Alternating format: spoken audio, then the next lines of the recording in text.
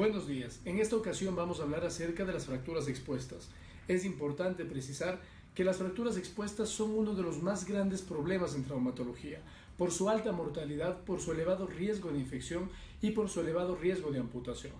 Para ejemplificar, una fractura de tibia con lesión vascular presenta un 64% de riesgo de amputación. Además, el 30% de pacientes que tienen fracturas expuestas tienen además politraumatismos. De estos, las 2/3 partes presentan asimismo una lesión de más de 2 sistemas. Es importante saber los objetivos que nosotros tenemos que tener al atender a un paciente con fracturas expuestas. Los principales 4 objetivos son: primero, preservar la vida del paciente. Segundo, preservar la extremidad que sufrió la fractura expuesta. Tercero, preservar o prevenir las infecciones. Y cuarto, reactivar la función del miembro del paciente. En la actualidad, una fractura expuesta no necesita ser tratada con amputación. Más bien se toma como un mal resultado el hecho de que un paciente tenga una amputación.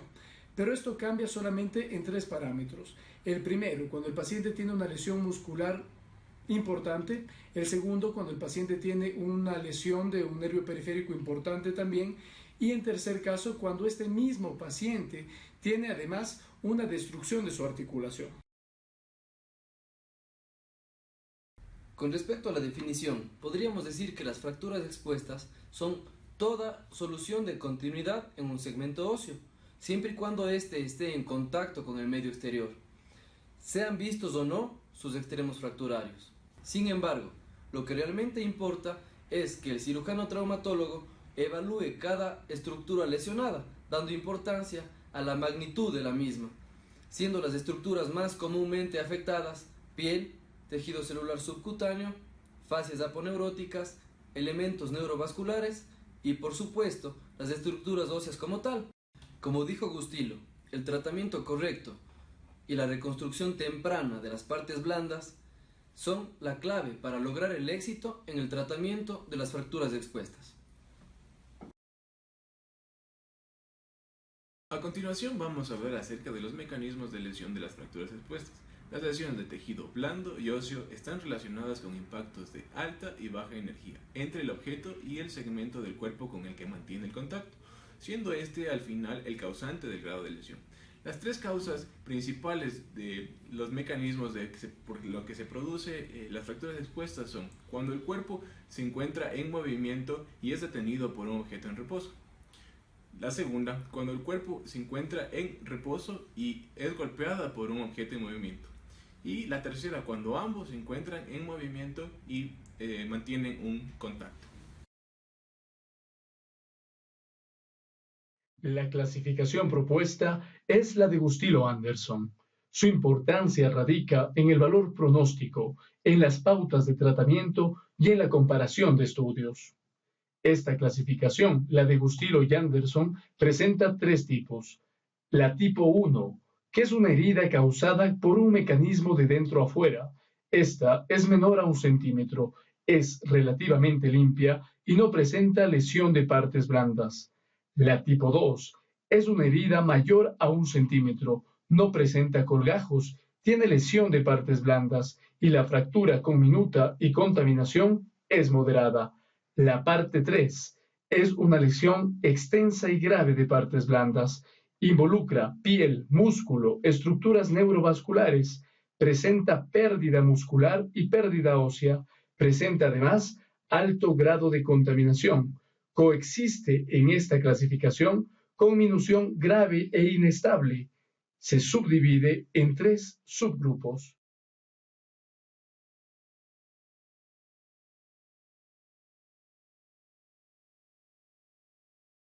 En cuanto al tratamiento, los objetivos de una fractura expuesta son los siguientes.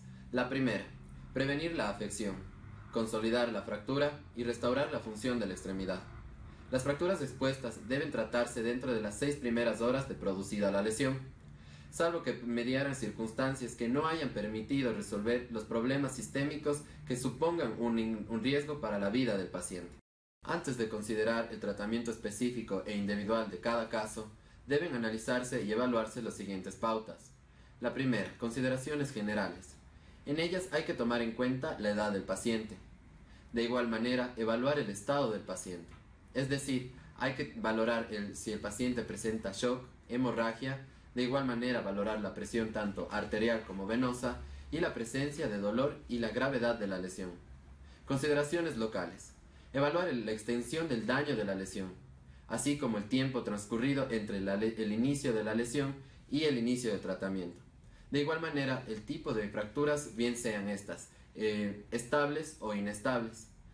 Hay que valorar la existencia o no de lesiones vasculares o nerviosas periféricas. En cuanto a los principios del tratamiento, debemos, primero, tratar a toda fractura expuesta como una urgencia. Dirigir la evaluación inicial hacia el diagnóstico de otras lesiones que amenacen la vida del paciente. Instaurar terapéutica antibiótica adecuada. El desbridamiento y el lavado mecánico de la herida. Una estabilización de la fractura. Realizar el cierre diferido de la herida cutánea entre el tercero y séptimo día, dado el caso que sea necesario, así como realizar un injerto temprano de hueso esponjoso entre la primera y sexta semana, indicado en caso de pérdida ósea. Decidir una amputación primaria o temprana. Prevenir y tratar el síndrome compartimental. Y por último, rehabilitar tempranamente la extremidad comprometida. Es importante que los pacientes con fracturas expuestas tengan un correcto tratamiento en todos los niveles de atención.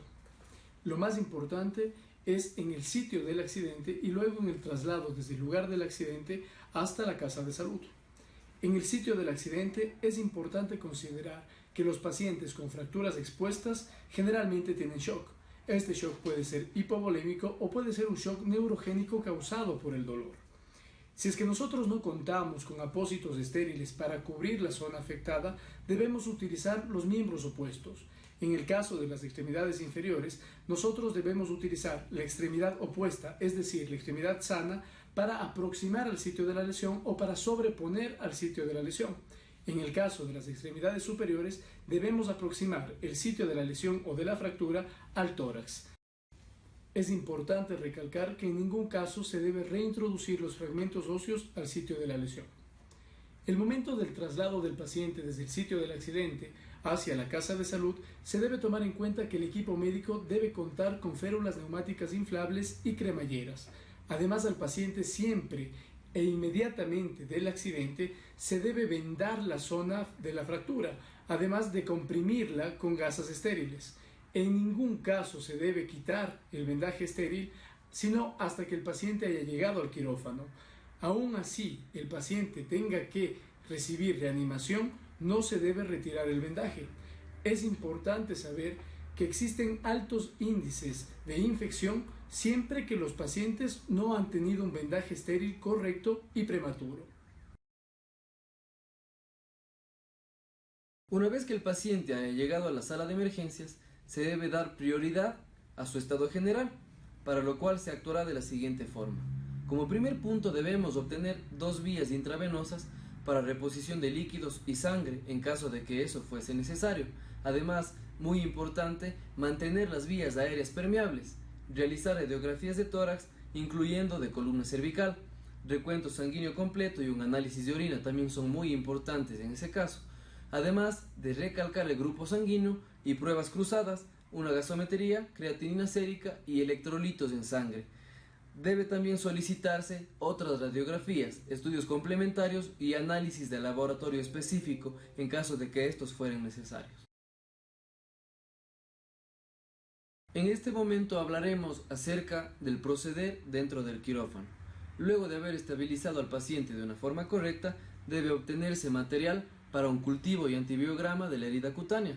Debe además indicarse una profilaxis antibiótica y antitetánica antes del abordaje quirúrgico. En estudios actuales se destaca que la flora bacteriana ha cambiado de ser gram positiva a gram negativa o quizá mixtas.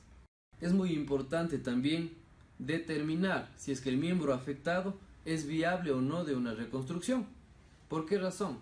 Se debe sobre todo evaluar si es que existe una lesión vascular, si esta es reparable o no y cuánto tiempo nos toma hacerlo. Se debe tomar en cuenta si es que un paciente es politraumatizado en estado grave o crítico. Si este es el caso, es fundamental evaluar el costo-beneficio de la situación, ya que se debería dar prioridad a la vida del paciente más que a salvar su extremidad. Luego de haber descontaminado el área quirúrgica, se transformará ya de una herida contaminada a una herida quirúrgicamente limpia para el abordaje del mismo. La estabilización de las fracturas permite una rápida recuperación, además de asegurar el restablecimiento de la función del miembro fracturado, y es la mejor profilaxis de la infección. Entre los métodos de inmovilización que podemos utilizar están las válvulas de inmovilización, la tracción esquelética y la fijación con implantes. Las válvulas de inmovilización las podemos utilizar en fracturas estables de tipo 1 y 2. La tracción esquelética, pregonada por Bowler, pero actualmente en desuso, salvo en centros de trauma. Esta favorece la reducción del proceso inflamatorio y mantiene la reducción de la fractura. La fijación con implantes está indicada en los siguientes casos. En politraumatizados permite la movilización temprana y previene la insuficiencia respiratoria aguda postraumática. 2. Lesiones masivas de tejidos blandos que van a necesitar múltiples intervenciones quirúrgicas. Y 3. En lesiones arteriales que necesitan reparación. Podemos utilizar tanto la fijación externa como la interna. La fijación interna está indicada en fracturas articulares para su recuperación anatómica y rápida inmovilización.